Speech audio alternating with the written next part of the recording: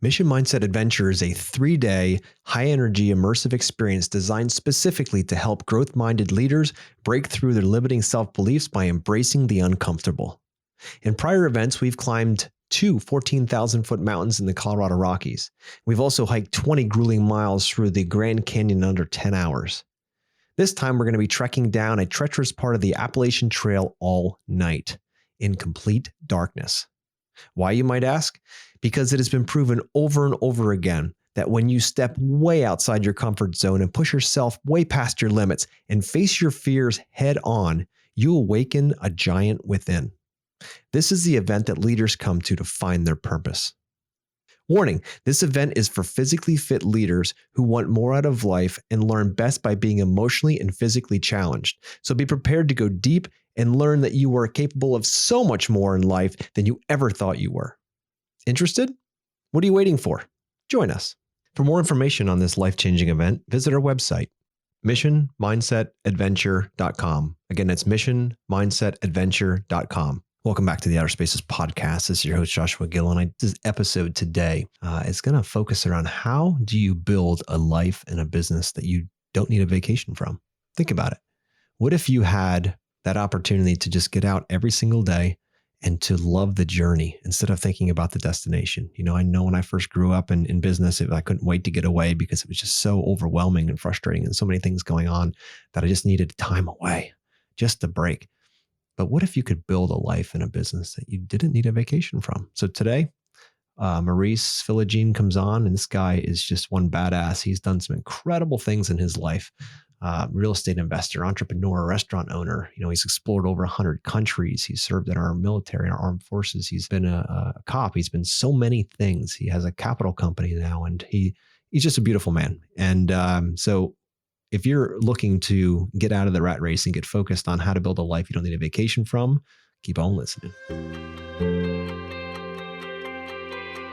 Hello, and welcome to Outer Spaces, a podcast dedicated to empowering designers and contractors in the outdoor living space. Through this show, I hope to create a powerful resource for you, someone who is trying to grow their company but might not have all the tools and processes to do so. On Outer Spaces, we're passionate about breaking the chains of small mindsets and helping contractors just like you take control of their businesses and their lives. My name is Joshua Gillow, and through my 25 years of dirt under the nails experience, I look forward to sharing tips, strategies, and other contractor success stories here on the Outer Spaces podcast. Now, let's get on with the show.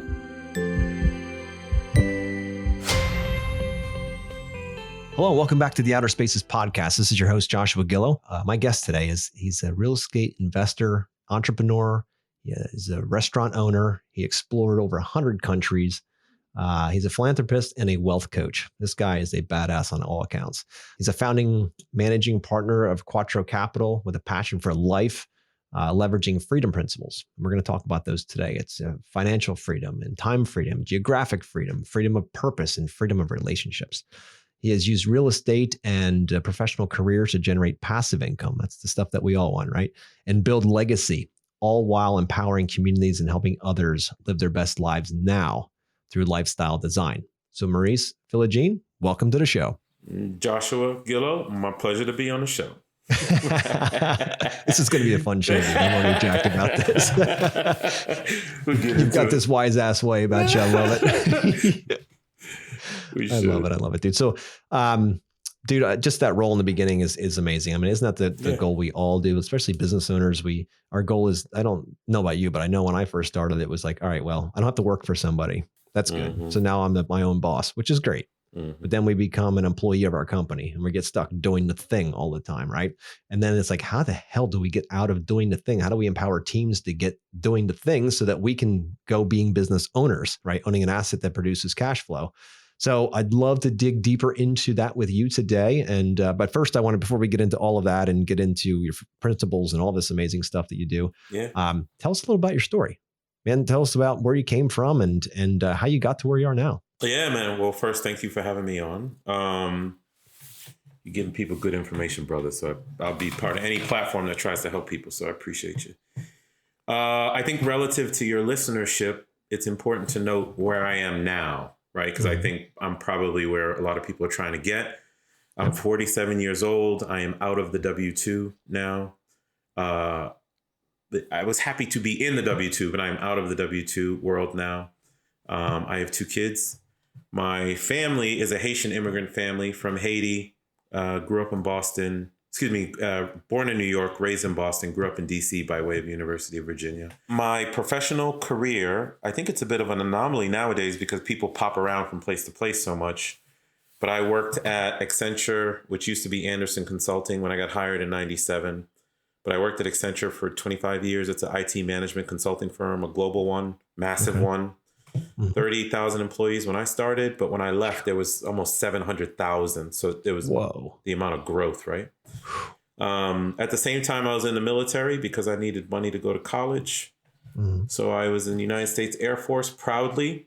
And when I graduated University of Virginia in 97, there were too many officers coming out nationwide from ROTC and the academy. So I went Guard Reserve. It was the right decision for me. Accenture was offering 40,000. Military was 25,000 for a second lieutenant. It wasn't a big decision, or wasn't a difficult decision.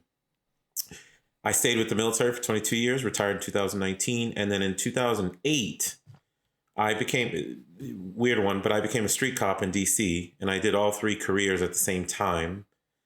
And then along the same journey, I found real estate and the concepts around financial and time freedom. In my early 20s, real estate was my path to get there. Did single family real estate for 14, 15 years, earned my financial freedom. When you have enough money to cover your basic needs, you quickly learn that life is not about money. I needed a new challenge because I was pressing repeat, and I moved to multifamily, started a company, and here I am with you, brother.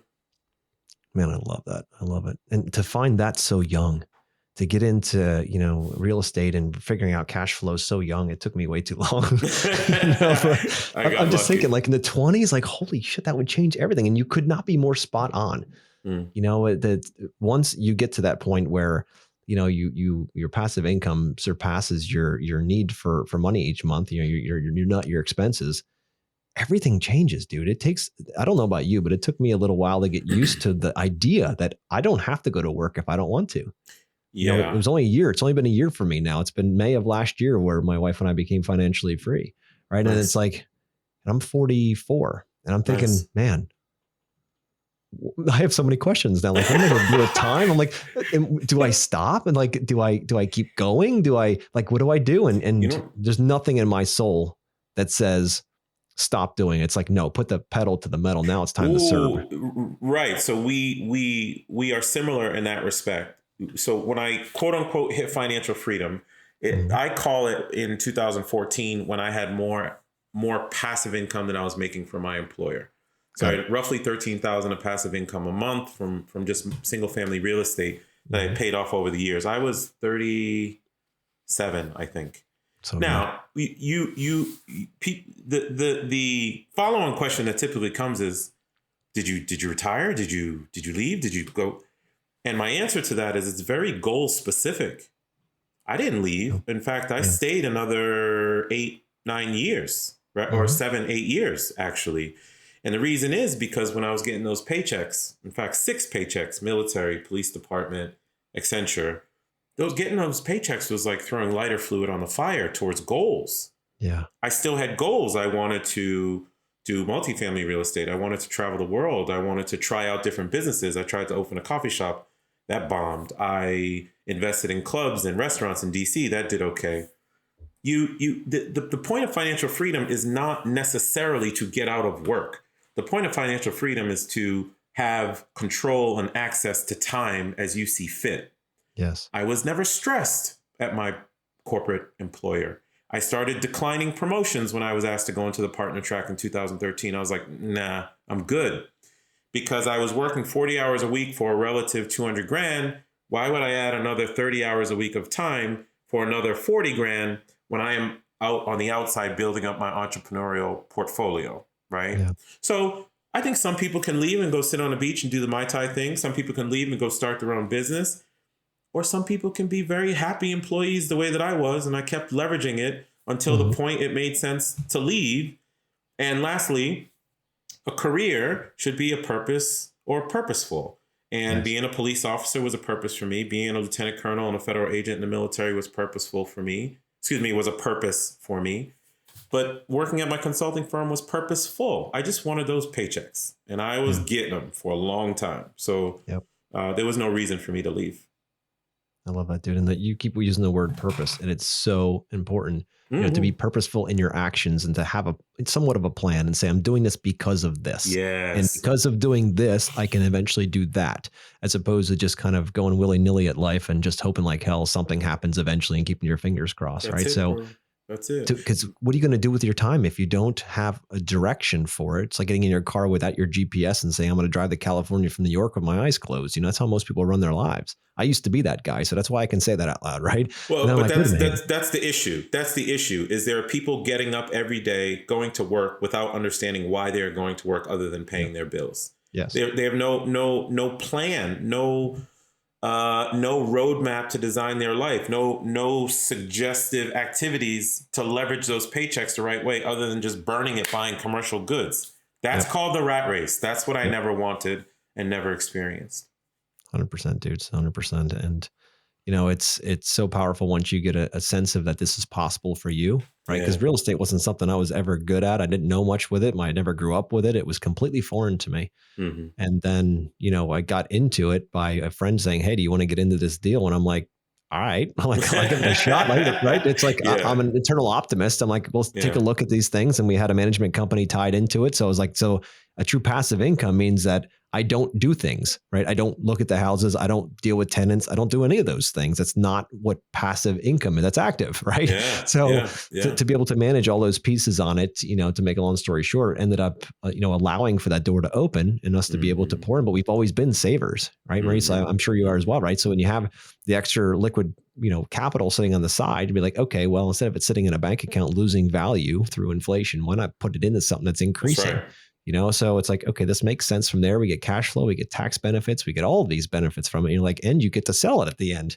And if you hold it on to it for 20 or 30 years, it's yours and your tenants paid for it. So, it's a beautiful system that is out there, but it can be scary, right? It can be scary, brother, because you have to remember, we went through 20 to 30 years of formal education. Yeah. And that 20 to 30 years told us to be something and to do something. And that something was typically go into a workplace and create value, but then in exchange, get a title and get a salary for that. Yeah. Nowhere along our journey. And also that formal education also told us to compete with each other. Valedictorian, MVP, prom king and queen, who's the best for the AP classes. And then we take that to the work world. And I'm now competing against Joshua for the executive vice president position and not thinking what that position is going to do for my lifestyle or not. I'm just after it, right? Yep. But what we were never taught, and what you have to lean into self-education for, which is huge. Don't know why I really got into self-education in my early 20s, but I did. The process that you just expressed of, I call it storing money, not saving money, because when you say you're storing money, it's intentional. And once you have enough in storage, you're deploying it to buy something good that can do something for you. It could be a piece of real estate. It could be a business, but it could also be a book. It could be a seminar. It could be a trip that opens your brain to what the rest of the world has to offer. That entrepreneurial spirit of self-discovery and going after business and learning, oh man, if I get a K-1 statement, that means I can knock off 130 grand worth of tax liability. If you don't study it, then you're just going to have to accept the rules that were provided to you during formal education. And those rules are very expensive because we're just following the status quo.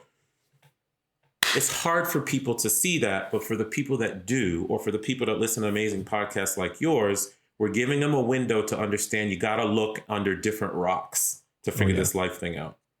100%. Now, I love when I was looking up information before we hopped on here. I love that you have a line. You said, how do you build a life that you don't need a vacation from, right? And that's, it's funny because that resonated with me, because as I was growing up and I had one business and I was, running the thing, I was everything, and then eventually started building a team and all that. Yeah. I said, what would life be like if I didn't dread going to work? What would life be like if going in and working either independently or with the team was the highlight of my day instead of the part that I had to do to get the money, right? So what if that became, the journey became the destination, right? So I'd love to hear your thoughts on how you build a life that you don't need a vacation from, because that's so powerful.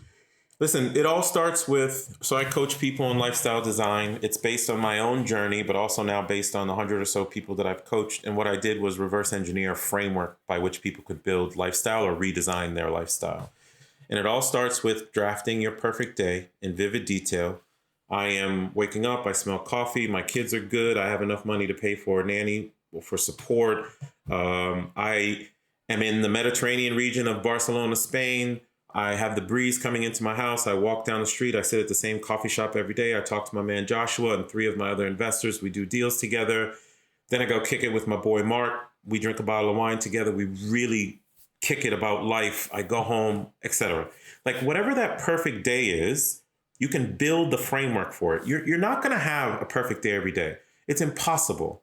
But in my life schema, because I know what my personal blueprint is. So perfect day, personal blueprint, then work blueprint to match your personal blueprint. My personal blueprint, I don't want employees. I don't want to take the damn metro every day. I don't want to eat Subway sandwich shop. I want to be somewhere where it's warm. I want to have cultural immersion of part of my day-to-day life. As much as I love New York, DC, Boston, and I'm an East Coast dude, like I'm not learning anything on the East Coast anymore. Like I know it. I've been here for so long. So why not experience another culture all the time? So that's my personal blueprint. Then you pick the work blueprint to match your personal blueprint. Why are you taking a job with Amazon just because your professor said that's the best company in the world when you don't want to be stuck in San Francisco? Why? Why do we do that to ourselves? You can pick so when I got out of all the W-2 jobs and I built Quattro Capital, I told my partners, no employees, no brick and mortar, nothing on the side of a building. I want this laptop. I want that cell phone. I want to be able to operate, pick up business processes, virtual assistants, and just operate from around the world. I don't have a perfect day every day, but I have the framework to have it. So even though I'm in DC today, the week before last, I was in Cyprus. The week before that, I was in Lebanon. The week before that, I was in Germany, I think. And then tomorrow or 2 days from now, I'll be in Atlanta with my other kid, my oldest son. And then the week following, I'm on my way to Portugal.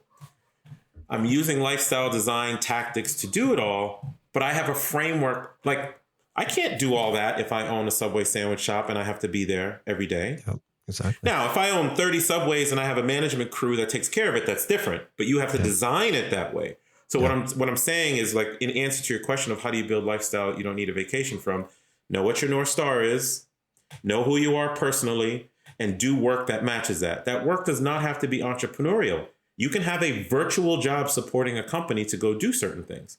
Or in my other case, when I was a police officer, it matched what I wanted from a personal perspective. I wanted to give back to my local community, right? So I chose the job that would help me give back to my local community. It is being intentional about what you want your lifestyle blueprint to be. You just have to find someone who can help you do it, or just understand the aspects of it and build from there, not just default to status quo. How did you get on this track? Like, how did you figure this out for yourself? So I just posted about it today. It's funny. I didn't know. It's just that I was doing it because I wanted. When I deployed with the military in 2015 to Turkey, Western Turkey.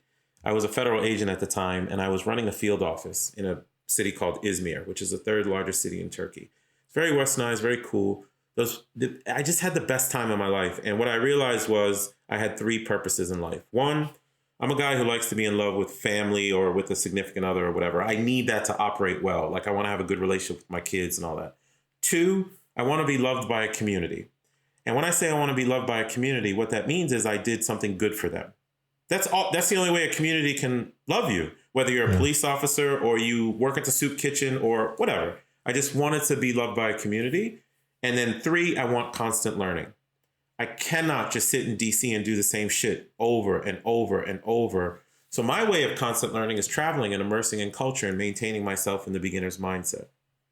All that to say, if I couple that with the journey that I had and my love of traveling from back in the day and experiencing all these amazing relationships everywhere and building businesses, I reverse engineered that whole thing and created the framework that I told you.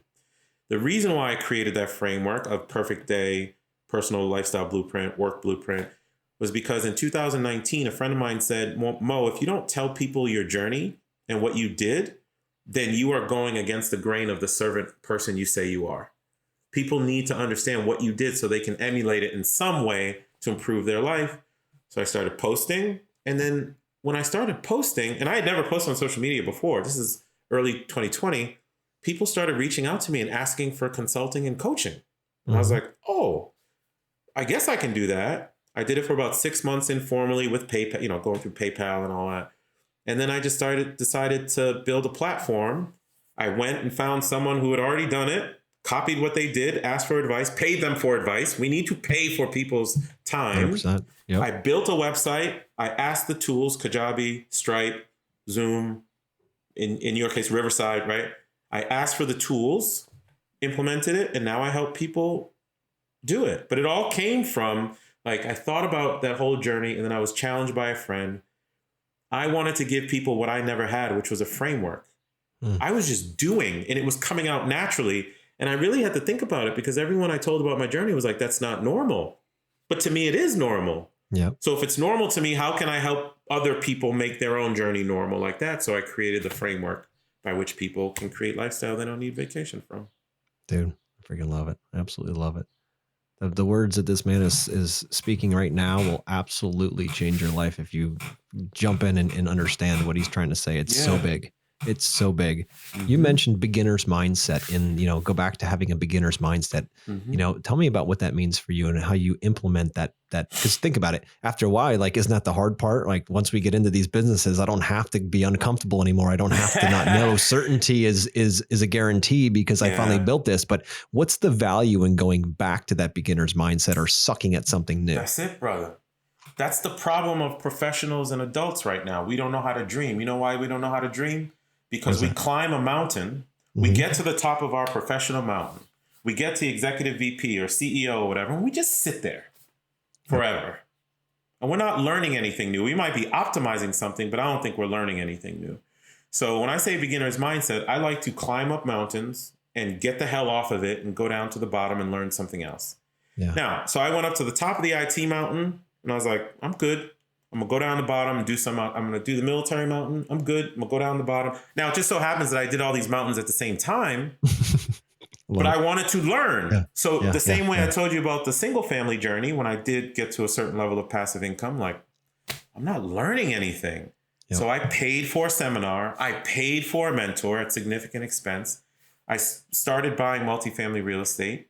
I found my partners. Here's the interesting thing. We then paid for a business coach to help us. We wanted to go to the bottom of the mountain. How do we do this together? Yeah. That's on a business level. On a personal level, I told you, I know DC. I'm now splitting my time between DC and the Mediterranean, typically Cyprus, Lebanon, Turkey, Greece. That's amazing. Because I want to experience what it's like to live on that side of the world before I punch off this planet. Yep. Why do I want to do the same thing in DC every day when I can go learn something from scratch? Nobody knows me. I can reinvent myself. I can try new food, learn another language, start a new business. So I started a new business in Cyprus. This thing that we do, we get to the top of the mountain and we're like, I'm not going to learn anything else. I think that's okay for certain people, but for my personality and to build my life book and experience the planet as we were intended, nah, man, you got to get off the mountain. Go back to being a beginner again, learn something new, master it. And I'm not saying dip your toe for one day in each thing. I'm saying become a master at something, repeat it over and over, get to know it. That's where the beginner's mindset comes in. When I feel stagnant, that's called the rat race. And I get out of that, move to the next thing. It's great that you know that about yourself, because that's something that so many don't realize, and they think it is just to the top. Even if they own their business, all right, good. When I eventually hit $100,000 a year, or $10,000, $20,000, whatever, fill in the blank, whatever is success to you, then you're there, and then you're just trying to maintain that. And there's nothing that sucks your soul faster than that kind of thing. If you're not growing, you're dying, right? Tony Robbins is the best. That's it. That's Tony Smart. Tony Smart. Because if you're just going to work for the paycheck, I'm sorry. I know people who make $50 million a year and they're effing miserable. Yep. Because what has happened to them is they're just getting money. And just getting money does not stimulate someone forever. It doesn't. You can go out and buy consumer goods in the next car and the next car, and you wake up and you got 10 cars in the driveway, and it's like, Still not happy. I Still not don't. This is fulfilled. not what I want, man. It's relationships and Yep. experiences. 100%. That's what drives the human soul is relationships. Yeah. It's the highest level of currency. Yep. Right? It's not money. It's Nope. relationships. It's building those experiences, sharing those experiences with people. That's what lights the human soul. So that's so good. So as far as your principles, you have freedom principles. I'd love for you to dig into those freedom principles. And then also I want to get right after that. I want to get into how you automate what you're doing, because you said you don't have employees, and I'm a huge fan of that. I run a company, a construction company. We don't have a truck lettered up. We don't have a shirt made up. I work out of my basement. No one knows we exist except my customers, right? Because that's always been my mantra too. It's not about brick and mortar. I never want to own that. I want to work like, so I can move. My wife's from Germany. We travel a lot as well. And it's like, you know what? I'm like, I want to be able to just work anywhere. I want to be able to pop it open on a beach. I'm not a beach guy, but I just want to pop it open on a beach and be like, all right, answer 5 emails. Good. Let's go back to here. Let's keep moving. Like, I don't want to be stuck somewhere. I grew up on a farm and I never want that. Yeah. So, and I want to give credit where credit is due. I always had the lifestyle design thing in my head, but could never articulate it. And then I found the book, The 4-Hour Workweek, in 2010 by Tim Ferriss. And that kind of changed me. Now, I've taken a lot of what he said and I've adapted it to what I believe and based on my experience. But those freedom principles are important. I think time. So there's 5. Time freedom is the first one. And it's just literally the ability to control one's time as desired. That's it. Yeah. It is the holy grail. We have 28,000 days in the average 80-year lifetime. I am 47 years old. I have 10,580 and change left. I don't have time to be messing around doing stuff I don't want to do. So time freedom is the ability to control one's time as desired. Financial freedom to me is enough financial resources to support your lifestyle without having to rely on active work, having to rely on a paycheck. But it's okay if people rely on a paycheck. Because, you know, like my dad, he was a school principal for 30 years. He enjoyed it and he got a pension. He's good with that. Geographic freedom is what you're talking about. There's a mindset as well as a skill set related to geographic freedom. We'll talk about the skill set in a bit, but it's the ability to engage life and planet and opportunity and business opportunity anywhere in the world. If there's an opportunity somewhere and you can't get there, then you don't get to engage that opportunity. The reason I'm in Cyprus developing real estate now is because there was an opportunity there. I have geographic freedom and I can go and I can do that stuff. The last 2 are a little bit less obvious. Purpose freedom is just being able to do what you want within your value and belief system. So me being a police officer because I want to help people. And then relationship freedom, we need it, brother. Because if you are sitting in the office from 7 a.m. to 9 p.m. every day, then you're not engaging with someone like Maurice or Joshua to learn something outside of your 4 walls of your office. It's people that move us from point A to B, right? So those are the 5 freedoms. And that lifestyle design and coaching is based off of those 5 freedoms. I love that, dude. And you're right. You can only get so much time. You can always make more money, but you only get so much time. And, you know, when God pulled your card, it's next level, right? That's it. That could be in 1 minute from now. It could be in 50 years. We don't know. Yeah. So we got to live each day like you don't know if it's going to be. And so, you know, so be it. And that's it. It's incredible. But yeah, dude, it's living purposefully, right? And doing these things in a way that, you know, living through your career and through your family life and all that, but being purposeful, understanding your North Star, understanding where you're going, right? Understand at least some framework of it is gigantic. Because gigantic.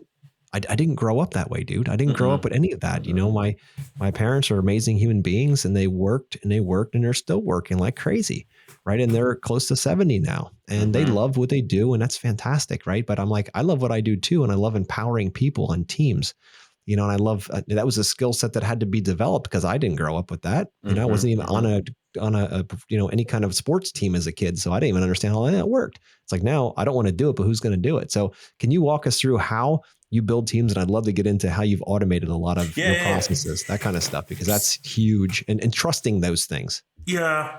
As far as building teams go, I think it really boils down to people with similar values. Like I've had people approach me for real estate deals and I just won't do business with them because I come from a background of severe integrity. You got to think, like, I was in the military for a long time, police officer for a long time, and I was raised by immigrant parents, and my parents would slap the shit out of me if I did something wrong, right? So when I had people sitting in business meetings talking about how to squeeze out the next million, I'm like, we're not doing business together. because what we should be talking about is how to squeeze out value for the residents of those places 100%. and then make money as a consequence of doing right by people. Yes. So teams for me comes from people of like value. I happen to have found 4 people of like value relative to Quattro Capital, the company that I started. Just as an order of magnitude, when I was doing real estate on my own, I was relatively successful. Like I got to about $7 million worth of real estate. A lot of it paid off in 16 years. When I did form a team and found people of like values and talked about how it's going to support our lifestyle, not become our lifestyle. That's a key. Don't tell me, Maurice, the real estate investor. Don't do that to me. I am Maurice. I happen to do real estate. Yes. I am Maurice. I happen to be a police officer. I hate when people label me. They understood that. They are like that as well. But together in 3 years, we've done $200 million worth of real estate. Fantastic. We hired a business coach to help us figure out our lanes and what we should be doing. For 15 years, I was the guy finding the real estate. I'm the guy tip of the spear doing the stuff. Now I don't want to be that anymore. Yeah. I want to be the guy spending time with investors, talking life and how I can help you and stuff. So teams come down to values. And as far as automating goes, I love this stuff. Automation, elimination, and outsourcing. And I got that from Tim Ferriss back in 2010. But I eliminate, I outsource, and I automate. I find for anything I can. The thing that was keeping me from being geographically mobile for a while was the fact that I had 900 pieces of mail coming to my house. Everyone was like, yo, I mailed it to you last week. Damn, I'm overseas. All right, I'll try and get back to the house, go get it. So I automated my mail. I use Earth Class Mail. I don't receive mail anywhere anymore. It comes into an online interface. When I talked to the team about how are we going to manage all these properties, because we own 28 apartment complexes or something like that now, maybe like 2,000 units-ish. Nice. I'm cool to have a phone call with property managers, but what I want is the detailed information or non-critical, non-do-it-now information to be dropped in Slack channels. So we have Slack channels relative to properties we're acquiring. And once we acquired it, then it flips over to properties we're managing. And you'll see all the message stream and stuff like that. The only reason I want to have a Zoom call is something that requires my decision or awareness, immediate awareness. Don't call me. Don't ask me to be on an hour phone call. I don't want it. Put pertinent information somewhere where I can read it at some point, or text me if you really need me to get there. So we use Earth Class Mail. We use Slack quite a bit. Obviously, WhatsApp, Zoom. We use Loom a lot, if you know Loom. So instead of like, if I got to show my man Joshua a deal because you're a real estate investor, I'll get on a Loom with a spreadsheet or whatever. I'll explain something in a 5-minute video, point it out in the Loom, and I'll send it to you. I'm not going to take up 45 minutes of your time, which is really an hour and 30 minutes of your time, because I broke your momentum from something else. That's right. I don't want it. So that's Loom. Other things like portal for our investors. There's one more thing I wanted to tell you that I just lost it. Loom, Slack. Oh, Entity Keeper. In my business life, the amount of LLCs and companies I have is insane. Yeah. I think I'm over 50 now or something like that. Nice. So they're all on a tool called Entity Keeper, which tracks when the annual report's supposed to be filed, when the registered agent's got to be paid, and it'll alert you. It's not going to alert me. My virtual assistant, who I pay $20 an hour, gets the alerts, and then she will take care of things and then give me a report every other Monday on what is getting done. All that to say that I can pick up and disappear for 4 to 5 months. That's my KPI. Can I roll out? If I can roll out, that means I'm doing something right. If I can't roll out, I'm going to get rid of that thing. I don't want it. So even like one last thing, something as simple as cleaning. I actually like cleaning my house, but I outsource it now. A cleaning lady comes to do it. There's a neighborhood kid where I have a cottage on the water. He cuts the grass for $25 every 2 weeks. I don't have time to fly back to cut the grass, right? Yeah. Everything is automated to the extent possible, or outsourced to the extent possible. And if I can't, I just get rid of it. I don't want it. Yeah. It's so powerful. And you listeners out there, this might sound impossible for you because you're just used to doing it the old way. But trust me, coming from off a farm as a child, out of a garden center, out of a farm, and learning automations and understanding Keep, understanding, Infusionsoft, that's that space, and start understanding like what can be automated. It's insane with Zapier and connecting APIs and Yes, all this. Like man. it is to QuickBooks and all this. My point, and Maurice and I were talking about this before we hit go, is if you've got to do something more than one time, if you've got to do it a second time, you've got to figure out how to automate it. Yeah. You know what I mean? It's that simple. And that works for once you start doing that and automating processes and all that, certain things you can automate, certain things need white glove, right? Certain relationships need that, but others do not. If you can offload all of those other things onto either somebody in the office, maybe it's a bookkeeper, maybe it's, a office manager, somebody to just start, or like you said, a virtual assistant, managing it through it, that's going to take not just your time and give it back to you. It's also going to take your focus. That's it. To your point earlier, right? If you got to go in and say, I can remember, dude, so many times that I was doing my first company, I was doing all the books. I didn't trust anybody to do the bookkeeping. I didn't trust anybody to do the reconciliation. I remember sitting there on Sundays doing reconciliation, just pulling my hair out saying, why am I doing this? No, I have to do it because I own the business. This is what it has to be. I have to do this. This is my job. The day, Maurice, that I handed that off to a bookkeeper was my happiest moment. I know that moment. So I don't have to do that anymore. I don't have to put the bandwidth into thinking I have to do that. It takes time.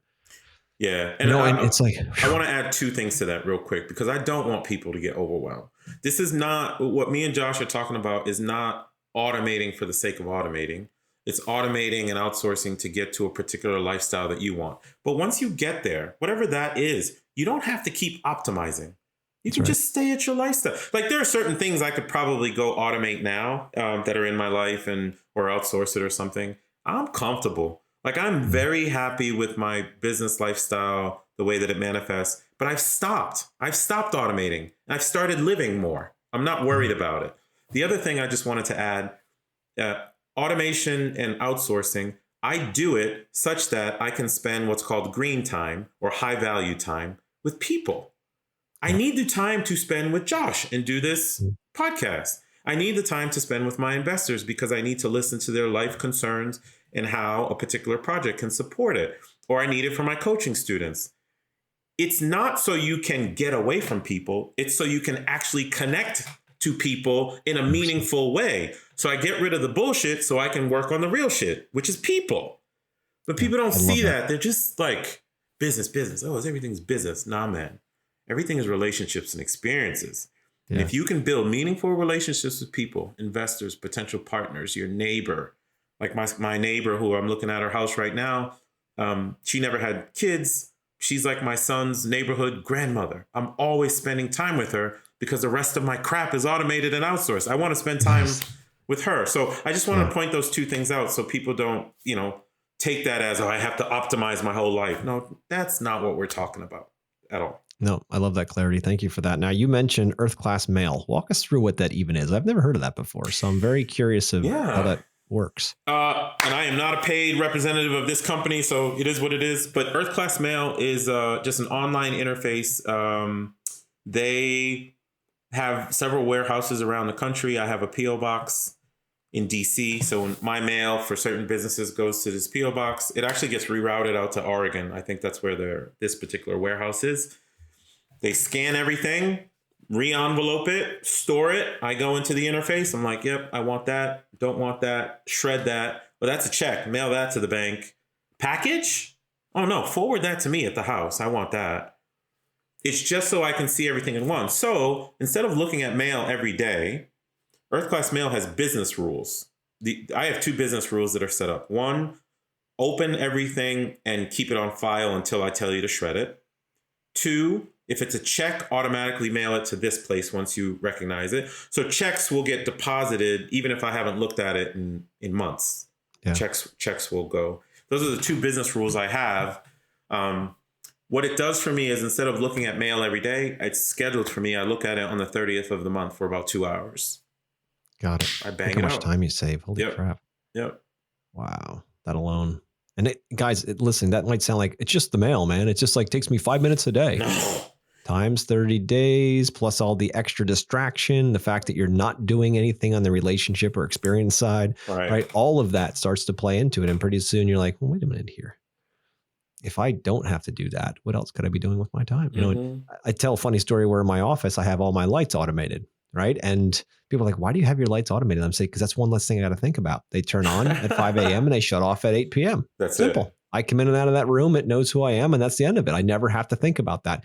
It's not the act of turning a switch on that I'm trying to avoid. It's the act of having to be conscious of it.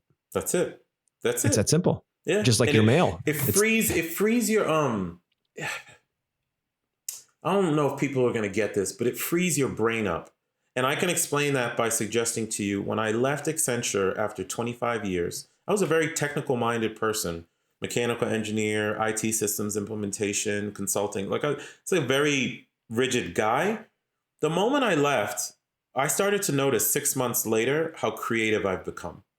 Yeah. And then I started to realize, oh man, my brain was rented out for 25 years. I don't want my brain spending too much time on things that are inconsequential.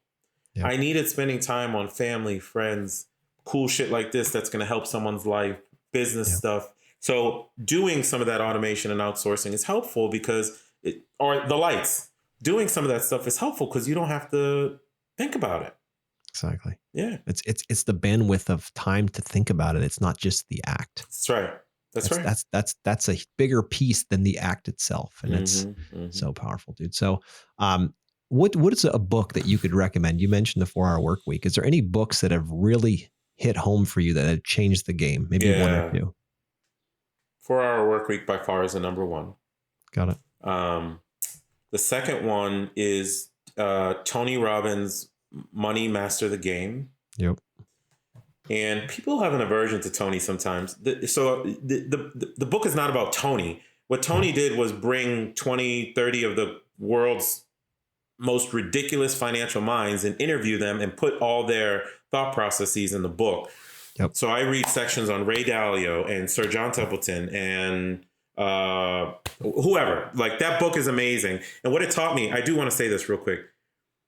I never realized, and nor does 95% of the working public who are being robbed right now, when we are putting money into a 401k, there's management fees associated to that 401k. Mm-hmm. If you, like John Bogle from Vanguard, if you are leveraging a S&P 500 index fund and the management fee is 0.02% because it's run by a computer, no biggie.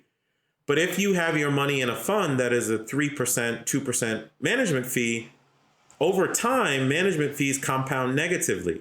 So you're losing 40 to 60% of that wealth in a 20-year period. You want to know why all the 401k and financial firms go lobby Congress to let us put more money in a 401k? That's why. That's why.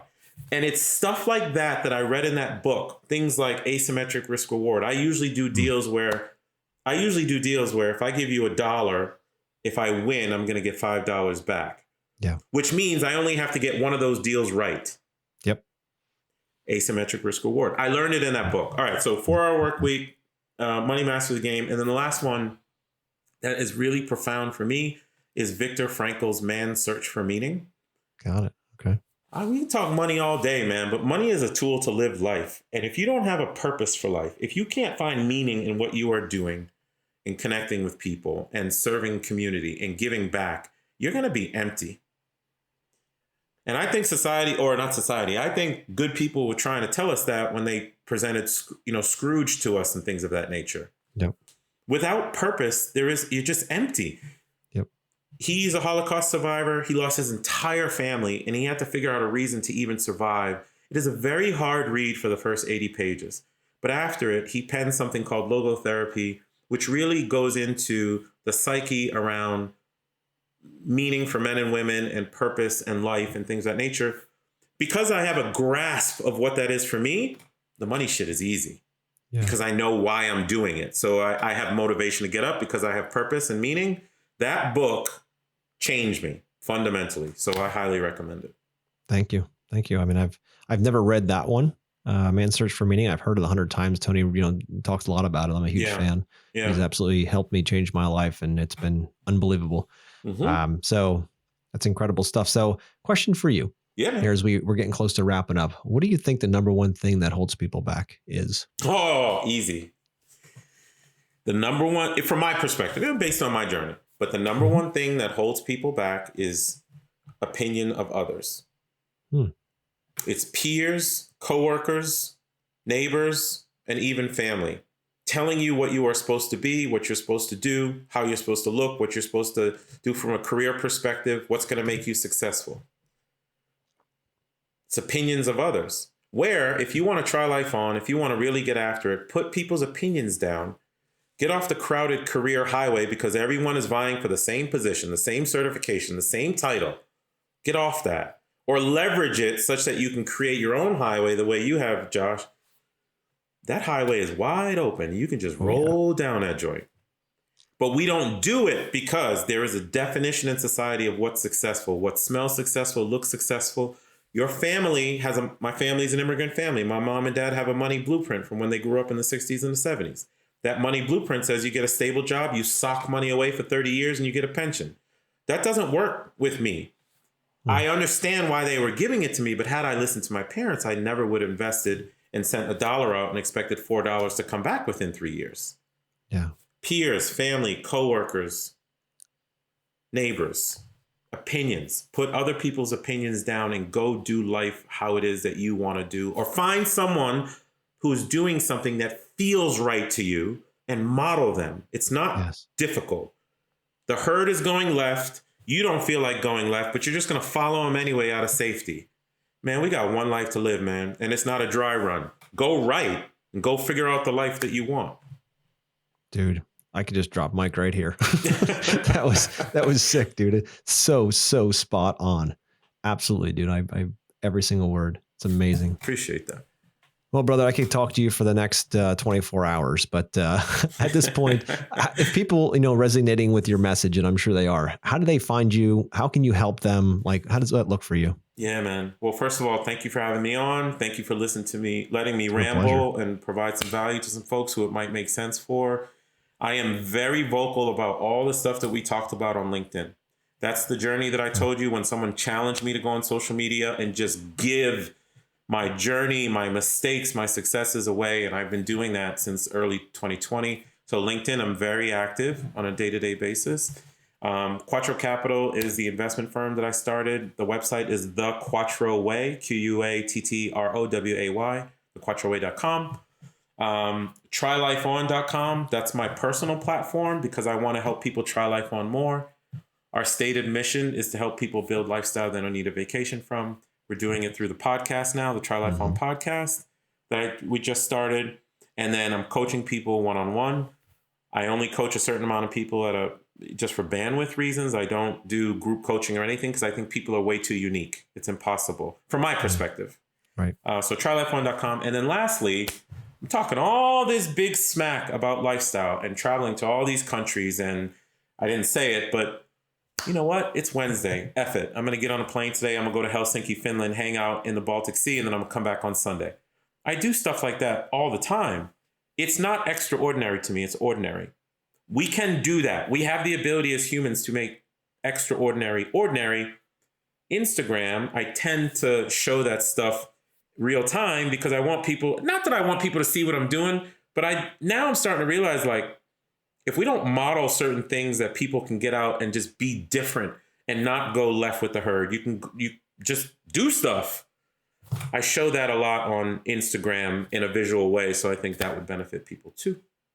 That's awesome, dude. Yeah, definitely. It's not about bragging. It's about saying, look, this could be your life too. Yeah. Or whatever it is. Like, I just want to give people inspiration to go do something for themselves, man. Make your own definition.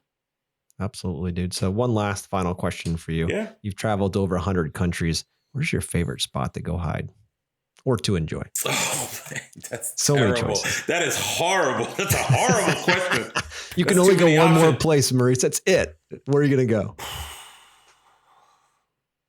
You know what, brother? Right now, I still have to give credit to Turkey. Okay. Because Turkey changed in 2015, when I lived there for almost a year, it changed my life. And it introduced me to the Aegean Sea region and the Mediterranean region. Mm-hmm. And as a result, I now live between Cyprus, Turkey, Lebanon, which is right there. I love Lebanon too. Mm-hmm. And Greece, which I can go over to. But man, what that country did for my psyche and what those people who, and some of them I'm still friends with, did for changing the trajectory of my family, I can never, ever repay what it did. And I was known in my family for like exactly what I told you. Where would I go hide? There was times I was sitting in DC, I'd be like, "Yeah, I'm going to Turkey tonight." And I would hop the flight to Istanbul, fly down to Izmir just to read a book for 2 days and come back. That's how much that country, that it's the experience that I had there. I'm getting so many memory dividends, as Bill Perkins coins it from a different book.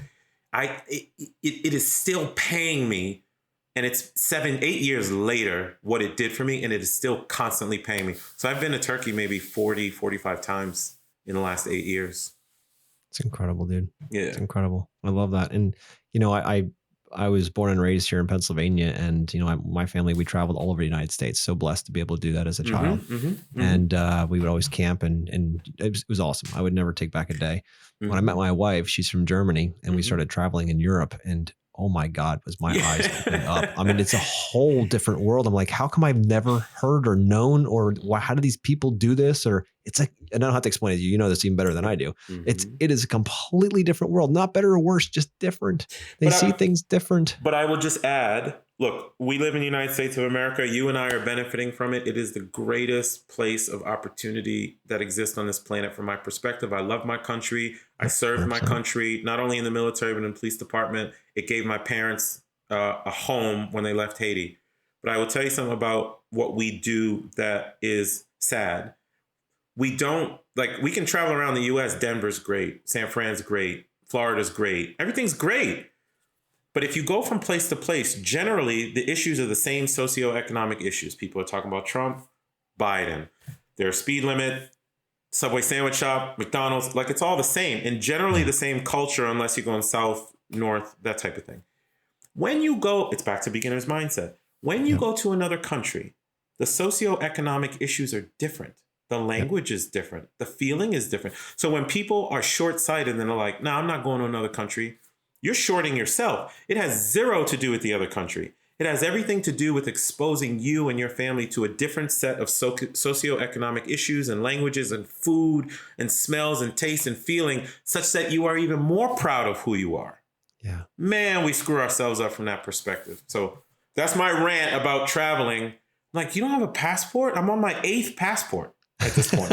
You probably burn them up. Yeah, they're hidden somewhere. Smoking again.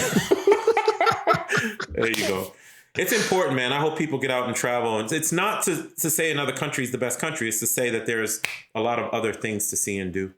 Yeah, a lot to learn and experience. If life's all about relationships and experiences, why not try to get as many collected in your life as you possibly can, and then share them as much as possible. Fill your life book, baby. Yeah, I love it. I love it. All right, Maurice, I got to let you go, or we'll keep going here. All right, bro. But I appreciate you coming on, and listeners out there. I mean, Maurice is the real deal. He's got some amazing stuff. Go take a look at his, his website. Take a look at his Instagram and LinkedIn.